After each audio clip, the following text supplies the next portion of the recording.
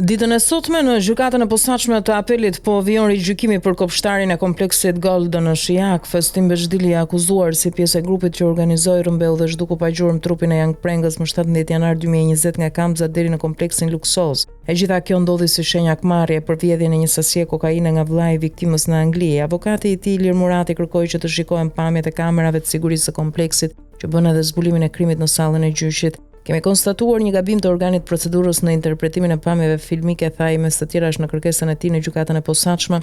Murati hodhi akuzën ndaj Spakut për interpretim të pasakt pamjeve filmike të sigurisë. Sipas tij në orën 18:29 Bezdili ndodhej në këmbë dhe nuk ishte ngjitur në automjetin tip Mercedes që dyshohet se transportoi pengun. I mbrojturi im nuk ka qenë në atë makinë kur ajo u nis në 6:30. Ai ka ndihmuar vetëm në transferimin e Young Prengës nga Range Roveri në makinën tjetër, por nuk ka marrë pjesë në veprimet të mëtejshme, deklaroi Murati, duke kërkuar një rishikim të plotë të pamjeve filmike. Nga ana tjetër, Spaku mbul se Bezdili ka pasur rol aktiv dhe të qëllimshëm në veprimet pas rrëmbimit. I pandeuri ka nxjerr trupin nga makina dhe e ka mbështjellë me qese të zeza. Nga provat tona rezulton se është larguar nga kompleksi dhe më pas është kthyer për të vijuar veprimet, deklaruan përfaqësuesit e prokurorisë së posaçme. Procesi gjyqësor mbetet i hapur ndërsa trupi gjykues pritet vendos me vlefshmërinë e provave dhe përgjegjësinë e Bezdilit në këtë ngjarje të rëndë që tronditi opinionin publik. Në këtë kuadër mësohet se është shoqëruar për të pyetur edhe i dyshuari tjetër për ngjarjen Aldo Majnishta në cilësinë e dëshmitarit. Bezdili akuzohet se ishte pjesë e grupit ku ka edhe dieni për zhdukjen e trupit të Prengës dhe të vendit se ku është hedhur apo groposur. Spak nga hetimet ka deklaruar se Prenga është vrarë gjatë torturave dhe më pas trupi u zhduk pa gjurmë për të mos lënë prova. Gjykata e lartë prishi vendimin e dënimit me burg për jetë për Festim Bezdilin duke kthyer çështjen për rigjykim teksa ky i fundit pretendon se nuk ka marrë pjesë në krim, por sipas Spakut ai e di vendin ku u dërgua trupi pasi ka qenë pjesë. Për ngjarjen janë të dyshuar si organizator dhe autor Gentian Funiqi Doçi, Dritan Rexhepi dhe Altin Hajri, ky i fundit pronari i kompleksit Golden ku ndodhi krimi.